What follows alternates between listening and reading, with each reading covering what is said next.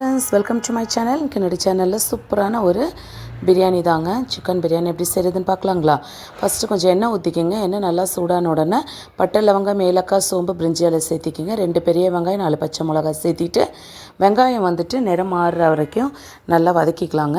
வெங்காயம் நல்லா வதங்கி வர டைம்லேயே கூட கொஞ்சம் ஒரு கைப்பிடி புதினா சேர்த்திருங்க. புதினா சேர்த்திட்டு அது நல்லா கொஞ்சம் வதங்கட்டும்.